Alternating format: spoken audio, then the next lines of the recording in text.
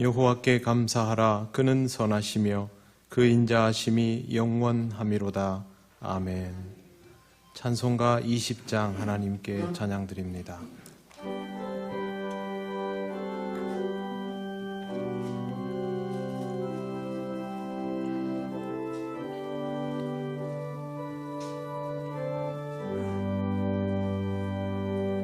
큰 영광 중에 계신 주 나 찬송합니다.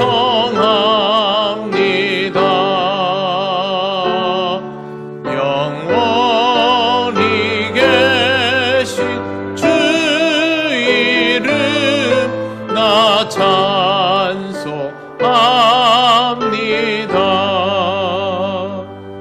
한없이 크신 능력을 나 찬송합니다.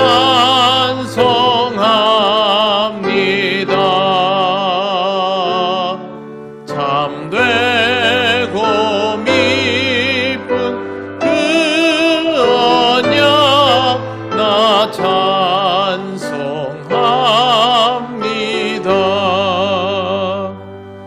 온 천지 창조하시던 그 말씀이 비서 영원히 변치 않는 줄 나 믿사옵니다.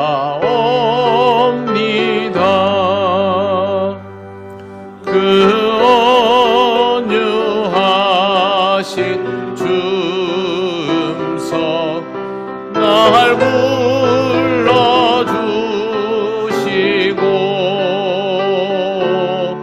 그 품에 품어주시니 나 찬송합니다.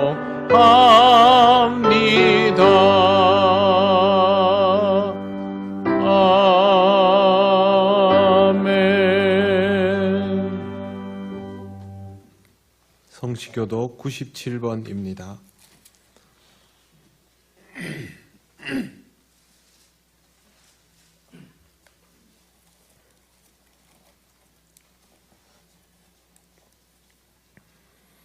너는 청년의 때에 너의 창조주를 기억하라. 곧 곤고한 날이 이르기 전에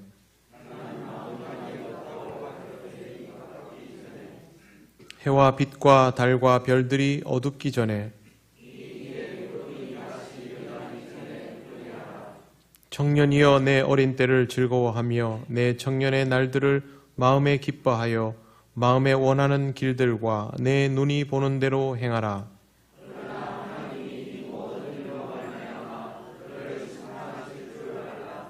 여호와를 경외하는 것이 지식의 근본이거늘 청년이 무엇으로 그의 행실을 깨끗하게 하리까? 또한 너는 청년의 정욕을 피하고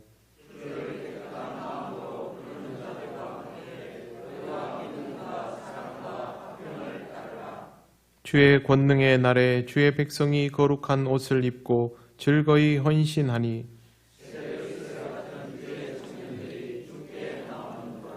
아멘.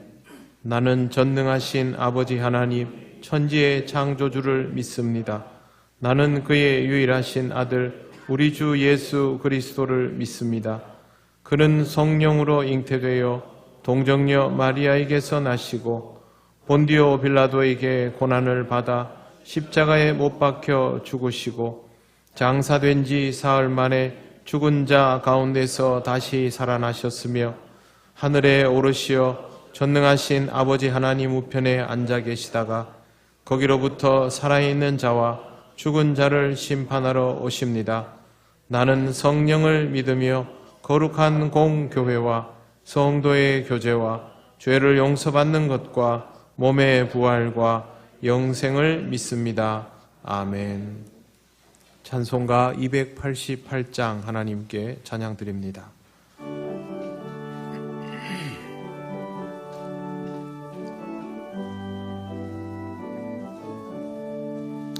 예수를 나의 구주 삼고 성령과 피로써 거듭나니 이 세상에서 내 영혼이 하늘의 영광 누리도다. 이것이 나의 간증이요 이것이 나의 찬송일세. 나 사는 동안 끊임없이 구주를 찬송하리로다. 온전히 주께 맡긴 내 영 사랑의 음성을 듣는 중에 천사들 왕래하는 것과 하늘의 영광 보리로다. 이것이 나의 간증이요 이것이 나의 찬송일세. 나 사는 동안 끊임없이 구주를 찬송하리로다. 주 안에 기쁨 누림으로 마음의 풍랑이 잔잔하니 세상과 나는 간 곳 없고 구속한 주만 보이도다. 이것이 나의 간증이요 이것이 나의 찬송일세.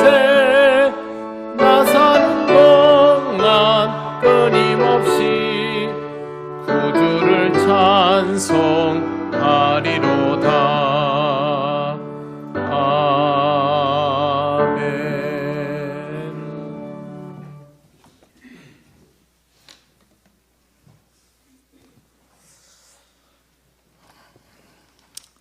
찬양과 경배를 받으시기에 합당하신 하나님 아버지, 언제나 저희들을 지키시고 인도하여 주심을 감사드립니다. 푸른음이 가득한 실록의 계절 오후를 허락하시고 저희들의 믿음의 새싹들이 돋게 하시며 많은 믿음의 가지들을 내게 하여 주옵소서. 언제나 주님을 저희들과 함께 하시지만 온전한 삶과 굳건한 믿음으로 살아가지 못했음을 이 시간에 고백합니다. 주님 용서하여 주옵소서. 저희들의 생각과 삶이 주님 앞에 부끄럽지 않게 하시고 부족한 저희들의 믿음들을 다시 뒤돌아보는 저희들 되게 하여 주옵소서. 사랑의 하나님, 5월은 가정의 달입니다. 세상 살면서 어려운 일도 많고 힘든 일도 많지만 특별히 가정의 달을 맞아 믿음된 가정과 어려운 이웃을 돌아보게 하여 주옵소서. 늘 기도하게 하시며 더불어 함께 기쁨을 나누며 언제나 어디서나 주님의 사랑을 함께하는 저희들 되게 하여 주옵소서. 그리하여 온전히 주님을 섬기는 믿음의 가정들로 세워지게 하여 주옵소서. 아버지 하나님, 저희 통영교회를 사랑하여 주셔서 주님의 은혜 가운데서 어제는 효도 관광도 잘 다녀오게 하심도 감사합니다. 늘 주님 안에서 기쁨을 누리는 우리 통영교회가 되게 하시며 서로 섬기는 교회가 되게 하여 주옵소서. 그리하여 지체들의 서로 협력하여 그리스도의 몸을 이루기에 부족함이 없게 하여 주옵소서. 사랑의 하나님, 제20대 대통령 임기를 시작했습니다. 국민을 위한 국민의 정치를 바르게 할 수 있게 하시며 세계적으로 이 어려운 시국에 잘 헤쳐나갈 수 있도록 지혜와 은혜를 내려 주옵소서. 이 시간 목사님으로 통하여 말씀을 듣고자 합니다. 전하는 자나 듣는 자가 다 성령 충만함을 받아 말씀의 뜻을 깨닫고 주님의 일꾼으로 쓰임받기에 준비된 자로 거듭나는 이 시간 되게 하여 주옵소서. 감사드리며 예수님의 이름으로 기도드립니다. 아멘.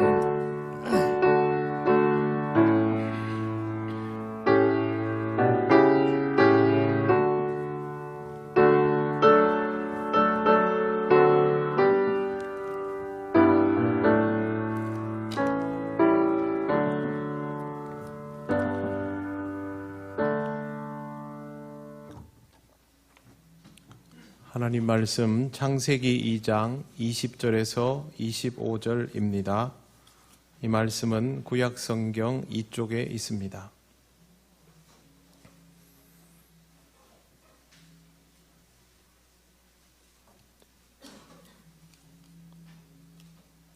창세기 2장 20절에서 25절 말씀을 봉독합니다. 아담이 모든 가축과 공중의 새와 들의 모든 짐승에게 이름을 주니라. 아담이 돕는 배필이 없으므로 여호와 하나님이 아담을 깊이 잠들게 하시니 잠들매 그가 그 갈빗대 하나를 취하고 살로 대신 채우시고 여호와 하나님이 아담에게서 취하신 그 갈빗대로 여자를 만드시고 그를 아담에게로 이끌어 오시니 아담이 이르되 이는 내 뼈 중에 뼈요 살 중에 살이라. 이것을 남자에게 취하였은즉 여자라 부르리라 하니라. 이러므로 남자가 부모를 떠나 그의 아내와 합하여 둘이 한 몸을 이룰지로다. 아담과 그의 아내 두 사람이 벌거벗었으나 부끄러워하지 아니하니라. 아멘. 기도드리겠습니다. 하나님 은혜를 감사합니다. 오늘도 허락하신 이 말씀을 우리가 전하고 듣습니다. 전하는 종과 듣는 모든 성도들의 마음을 움직여 주셔서 주의 뜻이 깨달아지게 하시고 은혜 되게 하옵소서. 예수님 이름으로 기도드립니다. 아멘. 부부는 혼인 관계에 있는 남녀를 뜻합니다. 전통적인 부부 이해는 크게 두 가지로 정의할 수 있습니다. 하나는 평생을 함께 한다는 것입니다. 사자성어들을 보면 이해할 수 있는데요. 백년해로, 원앙지계, 천생배필, 백년가약, 천생연분 이런 표현들이 이에 해당됩니다. 또 하나는 남편은 잘 이끌어주고 아내는 잘 따른다는 뜻입니다. 부창부수, 여필종부 같은 것은 여기에 해당이 됩니다. 이러한 것들을 보면 부부는 이와 같은 도리에 의해서 지금까지 정의되어 왔습니다. 그런데 요즘은 이런 것들을 거의 말하지 않는 시대가 되었습니다. 현대사회로 들어오면서 급속도로 달라졌습니다. 결혼도 빨리 하지 않고 아예 하지 않으려는 경우도 매우 많으며 이혼율도 너무 높다 보니 그동안 우리가 알고 있었던 부부의 정의가 지금도 여전히 유효한가라는 의문을 가지게 되었습니다. 시대가 달라지고 관념이 달라지면 부부의 정의도 달라지는 것일까요? 달라져도 되는 것일까요? 창세기 2장 20절에서 25절을 보면 그렇지 않습니다. 본문을 들여다보면 부부는 우리가 정의할 수 있는 것이 아닙니다. 하나님께서 만물을 만드시고 아담을 만드신 이후에 그가 혼자 있는 것을 좋지 않다 하셨습니다. 18절을 보시겠습니다. 여호와 하나님이 이르시되 사람이 혼자 사는 것이 좋지 아니하니 내가 그를 위하여 돕는 배필을 지으리라 하시니라. 본문을 보면 하나님은 처음부터 아담에게 돕는 배필이 필요하다라고 말씀하셨습니다. 그리고 돕는 배필을 지어줄 것이다 라는 말씀도 덧붙이셨습니다. 하나님은 동물을 만들어 놓고 아담으로 하여금 이름을 부르게 하셨습니다. 아담이 이름을 부르면 그것이 동물의 이름이 되었습니다. 그런데 여전히 돕는 배필은 없었다고 하십니다. 이렇게 많은 동물은 아담의 돕는 배필은 아니었던 것입니다. 사람에게는 사람이 필요합니다. 사람은 돕는 배필을 통하여 인생을 배우며 완성시켜 나가는 존재입니다. 지금 아담은 혼자뿐이니 이 하나뿐인 인간을 위하여 하나님은 또 다른 인간, 여자를 만드신 것입니다. 여자를 만드신 이도 하나님이시고 아담에게로 이끌어 오신 이도 하나님이십니다. 아담은 다른 인간의 필요에 대해서 알지도 깨닫지도 못한 상태였는데 하나님께서 의도적으로 이렇게 하셨습니다. 시작도 과정도 마무리도 하나님이 하시는 것이니 사람이 마음대로 할 수 없습니다. 이에 대하여 예수님께서 이렇게 표현하셨습니다. 하나님이 짝지어 주신 것을 사람이 나눌 수 없느니라. 마태복음 19장에 있는 말씀입니다. 이 말씀은 이유가 있으면 아내를 버려도 됩니까? 라고 질문하는 바리새인들을 향하여 하신 말씀입니다. 그렇게 하면 안 된다라고 답을 주신 것이죠. 그럼에도 불구하고 바리새인들은 모세가 이혼 증서를 내주었다라는 것을 구실 삼아서 남성의 일방적인 이혼을 정당화하려고 했습니다. 그러나 예수님은 그것은 너희의 완악함 때문에 모세가 어쩔 수 없이 그리한 것이지 본래는 그렇지 않다라고 명확히 선을 그어 주셨습니다. 사람에게 돕는 배필을 허락하여 더불어 살아가도록 역사하신 하나님의 의도는 전혀 바뀐 것이 없으니 이것을 사람이 임의로 다르게 해석할 수 없다는 뜻입니다. 시대에 따라서 부부에 대한 이해가 달라지고 있지만 부부에 대한 하나님의 의도는 조금도 바뀐 것이 없습니다. 그것은 바로 하나님께서 짝지어 주신 것이기 때문입니다.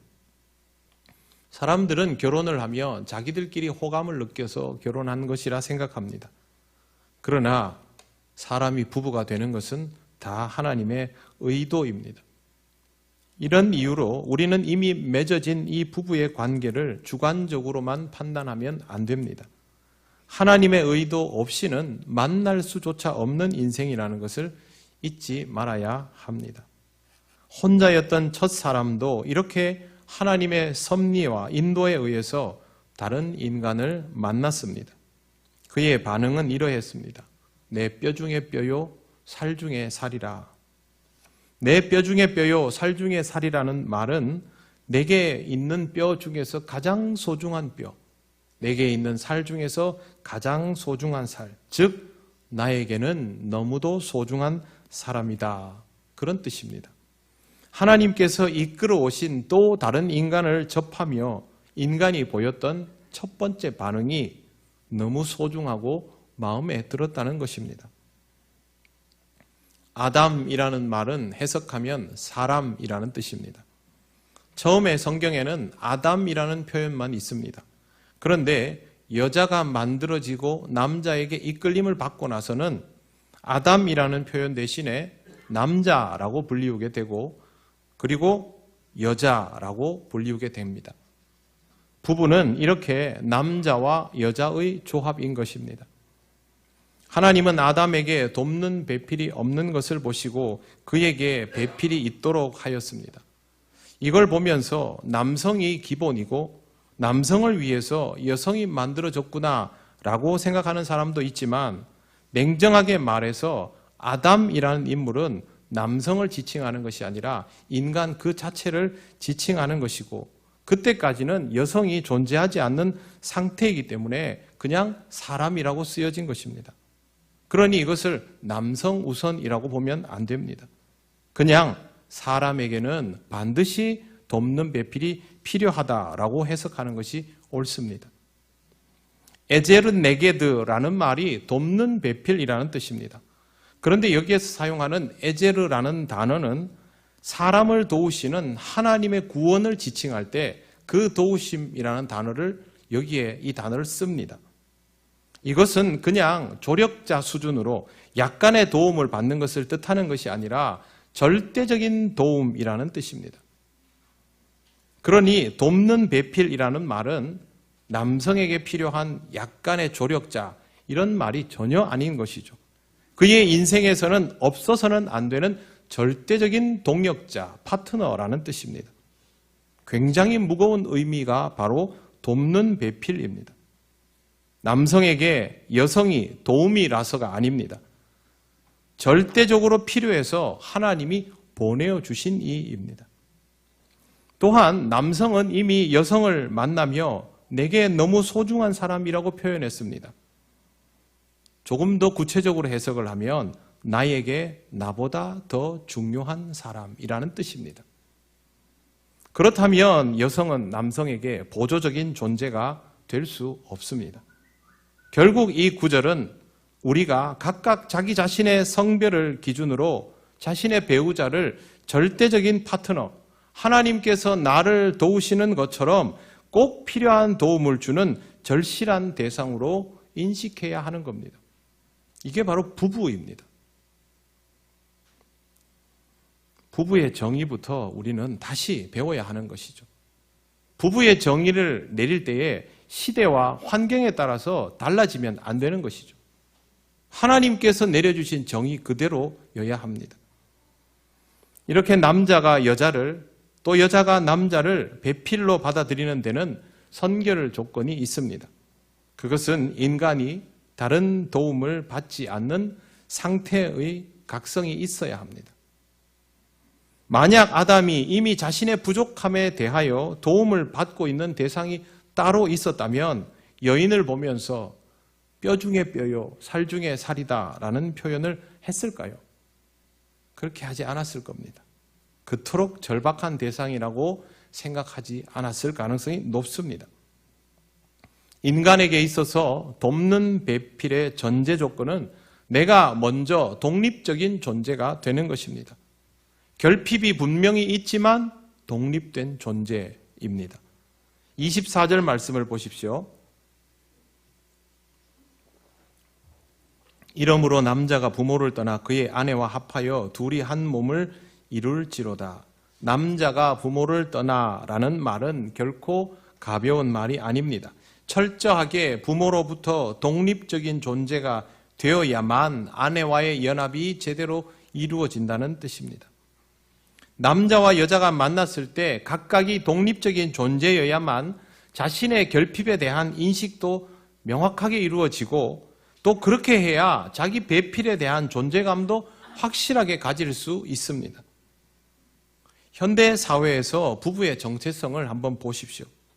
지나치게 느려지는 결혼 시기와 또 너무도 쉽게 이루어지는 이혼들, 여기에는 다 똑같은 이유가 있습니다. 나는 돕는 배필이 절실하게 필요하지 않다입니다. 또한 이 말에는 전제가 있습니다. 나는 돕는 배필 없이도 도움을 받을 수 있는 창구들이 있다라는 뜻입니다. 사람은 결핍된 존재이기 때문에 반드시 도움을 필요로 합니다. 그런데 돕는 배필이 필요하지 않다라고 하는 것은 이미 그 결핍을 다른 방식으로 채우고 있다는 뜻입니다. 그러면 돕는 배필이 필요하다라는 생각을 하지 못하게 되는 것이죠. 굳이 결혼을 해야 할 이유가 없지요. 빨리 해야 될 이유는 더더욱 없습니다.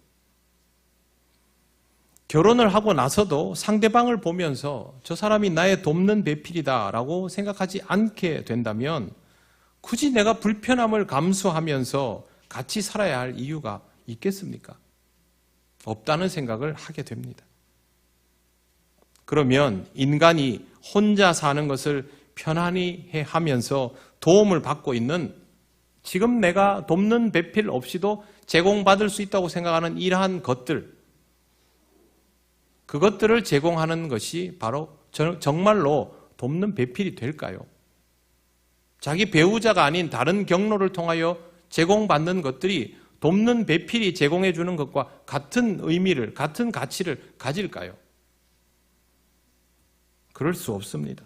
돈이나 명예나 지식이나 권력이나 다른 어떤 것들이 그 역할을 할 수 없습니다.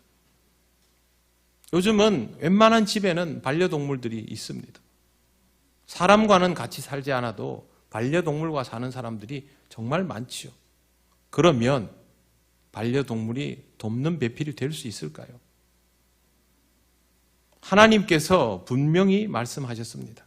20절에 보시면 아담이 모든 가축과 공중의 새와 들의 모든 짐승에게 이름을 주니라. 아담이 돕는 배필이 없으므로. 반려동물은 돕는 배필이 될 수 없는 것이죠.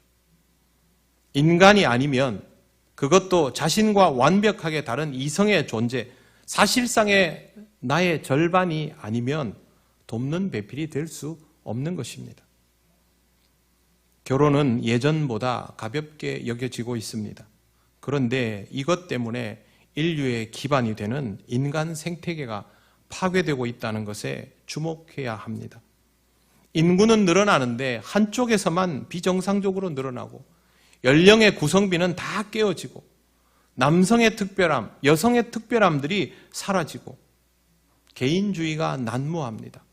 개인주의가 난무하면 개인의 실존이 존중되고 높아져야 되지 않습니까? 그런데 그럼에도 불구하고 개인의 실존은 위협받고 있습니다.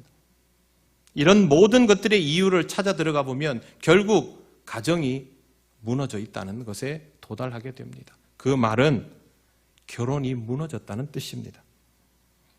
가장 기본적인 것을 하지 못하는 인류가 먼 곳을 바라보면서 원대한 꿈을 꾸고 있는 것이 오늘입니다. 이게 말이 됩니까? 어떻게 인류가 추구할 가치가 경제적 가치나 기술적인 가치밖에 없습니까? 지금 당장 인간의 실존과 생존이 위협을 받고 있는데 지금 우리나라뿐 아니라 어느 나라에도 아이 한 명을 태어나게 만들면 국가에서 지원할 수 있는 시스템들을 구축하고 있습니다. 선진국들은 예외 없이 이 시스템을 구축하고 실제로 비용을 지급하는데 엄청난 돈을 들이붓고 있습니다. 실제 우리나라도 이미 출생 장려를 위한 프로그램과 실제 지급하는 비용들을 합치면 1억 원대 육박합니다. 그런데 아이를 낳지 않습니다. 왜? 지금 그 1억 원을 나한테 바로 주지 않거든요.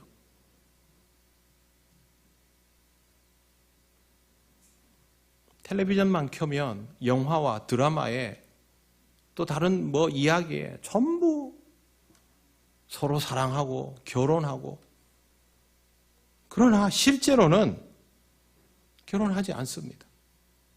결혼하여도 건강한 부부의 이해를 가지고 살아가려 하지 않습니다. 여러분, 우리에게 과연 미래가 있을까요? 가장 먼저 우리는 인간관계의 기본을 회복해야 합니다. 건강하고 행복한 가정을 이루어야 합니다. 이걸 위해서 결혼에 대해서 다시 생각하고 결혼을 다시 배워야 합니다. 제가 오늘 여러분에게 전하는 이 말씀은 그동안 주례를 계속 해오고 청년부 사역을 해오면서 사실은 결혼식장에서 정말 하고 싶은 이야기들이었습니다. 말씀은 제가 그대로 읽고 이 말씀을 따르지만 여기에서 깨달아진 내용들은 늘 그래왔습니다. 그런데 결혼식장에서 얘기하면 듣겠습니까?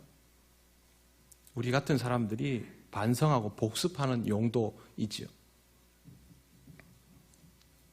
사람은 부모를 떠나 자신을 도와주는 배필과 합하여 둘이 한 몸을 이루어야 합니다.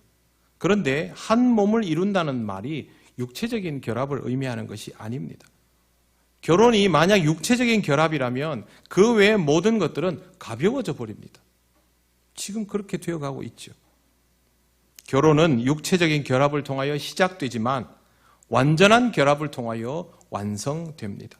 이것이 둘이 한 몸을 이룬다. 둘이 하나의 존재가 된다는 뜻입니다. 25절 말씀을 보십시오.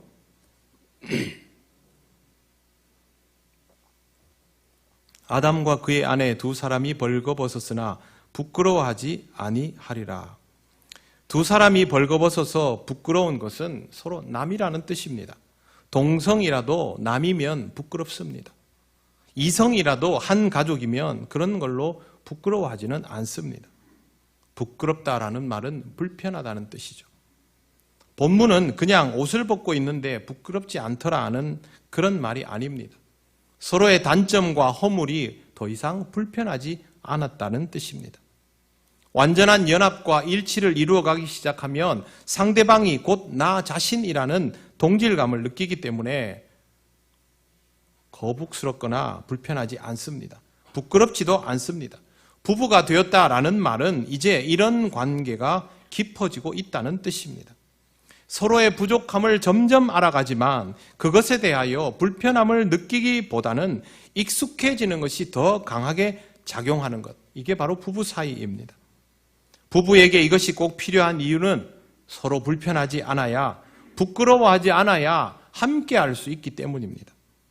물론 부부가 서로 예의를 지키고 존중하는 것이 중요합니다. 하지만 그렇다고 해서 남을 보듯이 내외하는 것이 존중은 아닙니다. 부부는 존중이 진심인 사이입니다. 그리고 실체를 불편해하지 않는 사이입니다. 지금 이 시대의 부부가 서로의 단점과 허물을 불편해하는 것은 상대방의 단점과 허물로 인하여 자기 자신이 체험받지 못하다라고 생각하기 때문입니다. 보상심리인 거죠. 반대로 말하면 배우자를 보며 자신의 허물을 체험받을 생각에 더 몰두하고 있다라는 뜻입니다. 인간은 이러다가 죄를 짓습니다. 그리고 책임을 전가합니다. 하나님 앞에서 범죄한 첫 인간은 자신의 허물을 들추어내기보다는 가리우고 싶어 했습니다. 자꾸 가리려 하다 보니 자기와 늘 함께하는 사람, 자기 곁에 있는 사람에게 죄를 더 뒤집어 씌우며 그 사람의 허물을 부각시켜야 했습니다. 창세기 3장 12절을 제가 한번 읽어드리겠습니다.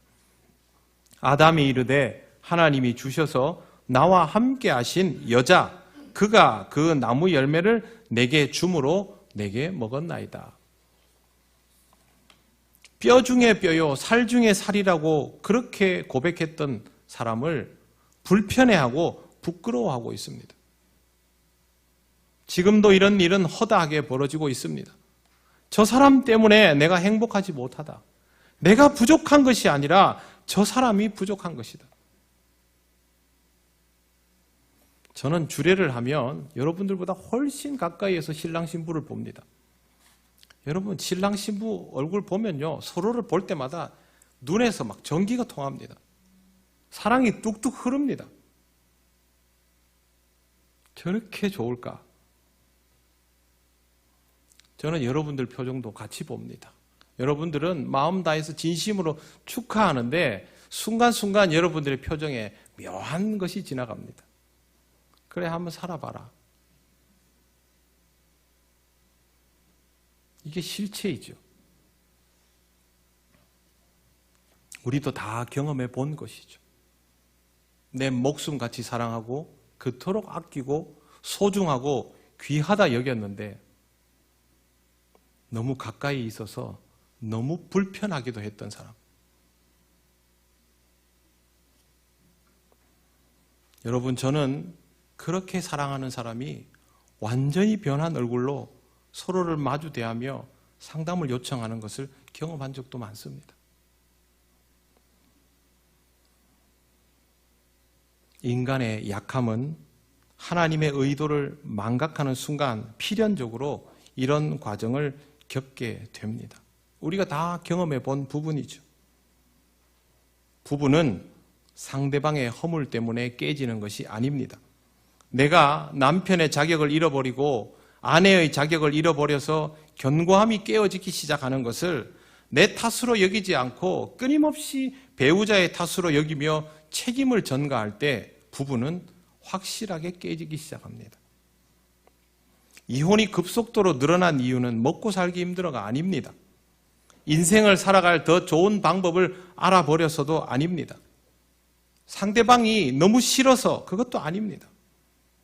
자신의 허물을 더 가리고 싶기 때문입니다. 자신의 약함이 들추어지는 것이 싫어서입니다.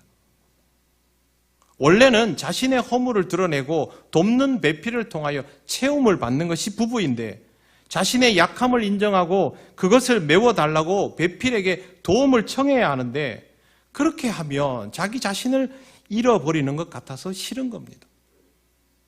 우리는 결혼을 하면 부부로서 존재해야 하는데 부부로 존재하면 나를 잃어버리는 것 같아서 그게 싫어서 그렇게 하는 겁니다.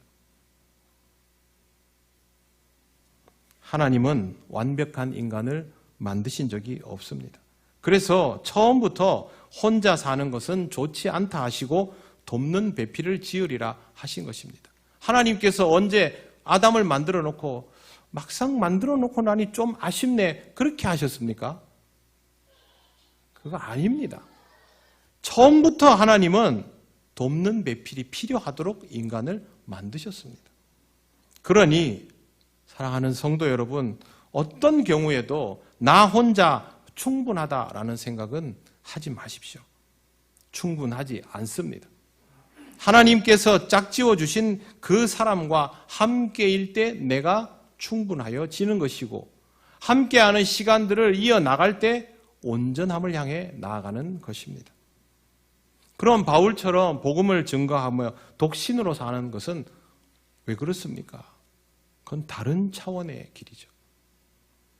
그것은 하나님께서 바울로 하여금 모든 사람의 돕는 배필이 되도록 역사하시고 인도하시는 것 아닙니까? 바울은 그런 하나님의 의도를 분명히 알고 순종하며 따랐습니다. 여러분이 모든 사람을 위한 돕는 배필이 될 인생이면 그렇게 하십시오. 그게 아니라면 하나님께서 단 한 사람을 짝지어 주신 것을 온전하게 받아들이시고 그렇게 살아야 됩니다. 하나님이 딱 한 명만 짝지어 주셨는데 왜 그것을 어중간한 상태로 대하며 계속 힘든 시간들을 연장합니까? 거기에서 나 자신을 애써 지키며 살아가는 것을 지혜로움이나 현명함이라고 착각하지 않도록 하시기를 바랍니다. 그건 어리석은 것입니다. 하나님은 우리를 사랑하십니다. 사랑하셔서 이렇게 만들어 주셨고, 사랑하셔서 또 사람을 이렇게 이끌어 주셨다라는 것을 잘 생각해 보시기 바랍니다. 그러면 어떻게 살아야 하는지 이미 답을 가지고 있는 여러분 자신을 발견하게 될 것입니다. 우리들이 잘 몰라도 우리 곁에 있는 그 사람은 우리 자신에게 말할 수 없이 소중한 사람입니다. 아직은 내가 부족해서 잘 모를 뿐이고 내게 주신 돕는 배필을 잘 활용하지 못하고 있을 뿐이지 하나님께서 보내주신 그 선택이 잘못된 것은 아닙니다. 여러분, 내가 선택한 듯 보여도 내가 선택한 것이 아니라 하나님이 선택한 것입니다. 교회에서 일꾼 세울 때 내가 표를 쓰면 내가 선택한 것입니까? 아니지 않습니까? 하나님의 역사에서 내가 선택한 듯 보이는 모든 것들은 하나님의 의도 속에 있는 것입니다. 결혼이 제일 먼저이죠.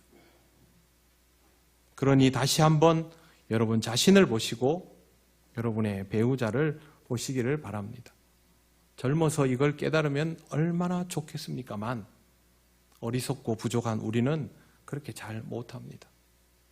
하지만 하나님께서 함께하라 하신 돕는 배필이 여러분의 곁에 있으면 다시 한번 배우는 마음으로 하나님의 뜻에 합당하게 부부의 삶을 살아가시고 또 여러분의 가족도 이와 같은 마음으로 서로를 돌보시면 그것이 또한 하나님께서 여러분에게 허락하신 돕는 배필입니다.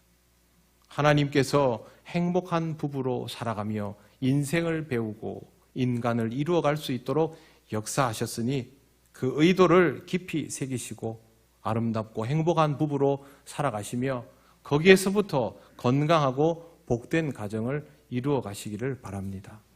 기도드리겠습니다. 하나님 감사합니다.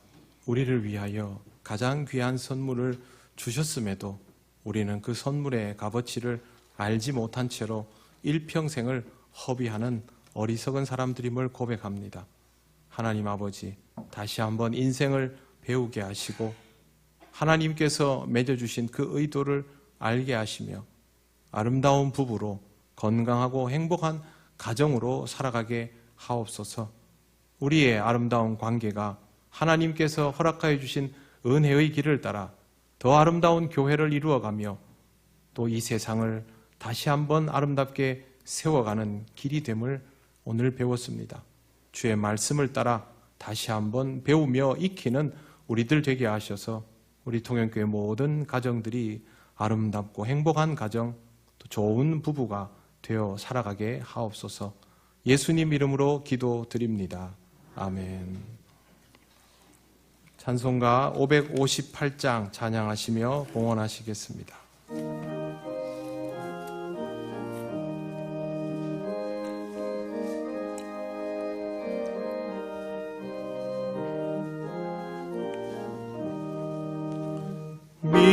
믿어오라 반석 위에 섰으니 비바람이 불어쳐도 흔들리지 않으리. 하나님을 믿는 마음, 서로 믿는 마음, 얼기설기 하나 되어 믿으면서 살리라. 평화롭다 주의 가정, 아늑하다 그 품이, 따뜻하고 포근하여 마음 놓고 쉬리라. 미소하는 얼굴들에 주의 마음 서리여. 하늘 평화 풍기면서 서로 살리라. 즐거워라 주의 가정, 사랑의 샘 솟는다. 메마른 땅 적시어라. 물이 올라 꽃핀다. 너도 나도 어깨 펴고 노래하며 즐기니. 이웃들이 형제로다 내 몸처럼 아끼리. 향기롭다 주의 가정, 기도하는 이 제단. 마음 들여 기도하고 섬기니. 타오르는 몸과 마음,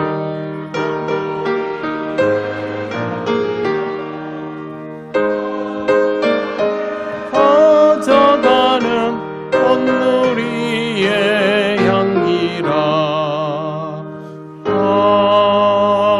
아멘.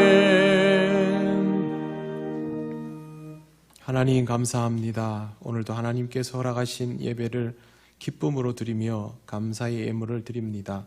언제나 하나님이 우리와 함께 하심을 잊지 않는 삶이 되게 하여 주옵소서. 다음 한 주간도 우리 동현교회에 속한 모든 성도들을 지켜주시기를 원합니다.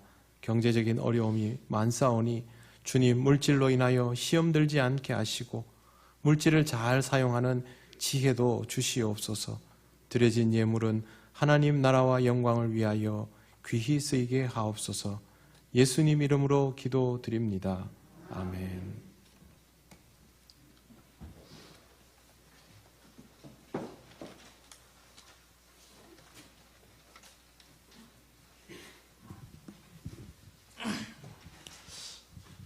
교회 소식 알려드리겠습니다. 예배에 나오신 모든 분을 환영합니다. 처음 오신 분을 새가족부의 안내를 받으시기 바랍니다. 예배, 찬양대 헌신 예배가 오늘 오후 2시 예배 때에 있습니다. 강사님은 이천희 목사님, 남해업교회에 심하시는 목사님 되겠습니다. 모임, 기간 원래가 2부 예배 마친 후에 각 지정된 장소에서 열리겠습니다. 보고서를 제출해 주시기 바랍니다. 남성교회 연합회 전국대회가 6월 15일부터 17일 금요일까지 강원도 홍천 비발디 파크에서 있습니다. 혹시 가실 분 있으시면 우리 정명석 장로님에게 말씀해 주시면 감사하겠습니다. 그 다음 결혼이 있습니다. 이정훈 군, 우리 이상민 집사님, 장점자 권사님의 장남 혼인 예식이 21일 토요일 낮 12시 30분 거제 소남구 패션에서 있습니다. 차량은 오전 11시 10분에 교회 주차장에서 이렇게 출발합니다. 교회차 2대가 준비되어 있으니까 많이 이렇게 참석해 주셔서 축하해 주시면 감사하겠습니다. 한 50분 거리입니다. 그래서 이렇게 많이 가주시면 대단히 감사하겠습니다. 어제 우리 효도 관광 및 이렇게 국내 선교지 탐방을 했습니다. 75세 이상 되시는 우리 어르신들을 이렇게 모시고 손양원 목사님 기념관과 또 하만 악양 뚝방 양계비 꽃들이 피어있는 곳에 갔는데요. 우리 통영교회 어르신들이 이렇게 익어간 그 모습들을 가지고 그 양계비꽃과 이렇게 어울려졌을 때에 역시 우리 교회에 있는 어르신들의 그 얼굴들이 꽃보다 더 아름답더라고요. 그래서 잘 갔다 왔습니다. 그게 갔다 올 수 있도록 협찬해 주신 우리 김성도 장로님, 신백수 집사님, 최한길 집사님, 또 이양현 집사님, 송미연 집사님, 장점자 권사님, 또 뜨끈뜨끈한 떡을 이렇게 준비했어서 또 해주신 우리 백동선 권사님께 감사를 드립니다. 5월 안내 유언은 주부로 참고해 주시고요. 좋은 습관 가지기, 또 5월 함께 나눌 기도의 제목들을 주부를 참고해 주시면 감사하겠습니다. 이상입니다.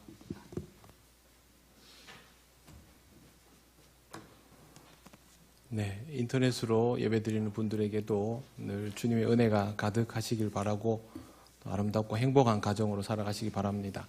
제가 어제 2년 만에 어르신들 그 소풍 가는 모습을 보니까 얼마나 좋던지요.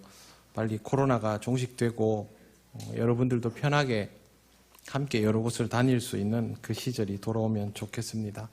이제 자리에서 일어나셔서 예배드린 교우들과 함께 인사를 나누시겠습니다.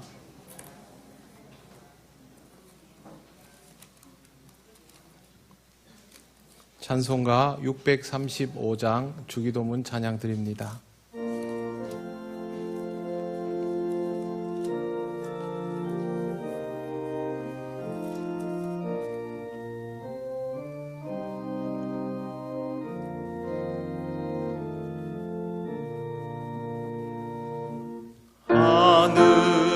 하늘에 계신 아버지 이름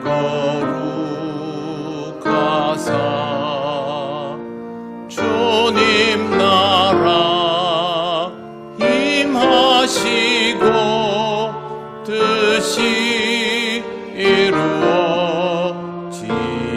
이루어지이다. 일용할 양식 주시고 우리들의 큰 죄 다 용서하옵시고 또 시험에 들게 마시고 악에서 구원하소서. 내게 주의 나라 주의 권세 주의 영광 영원히 아멘.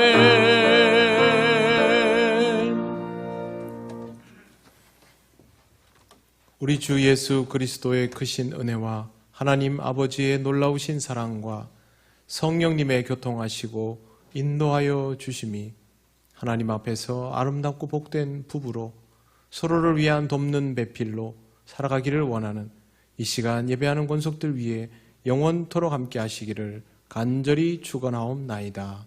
아멘.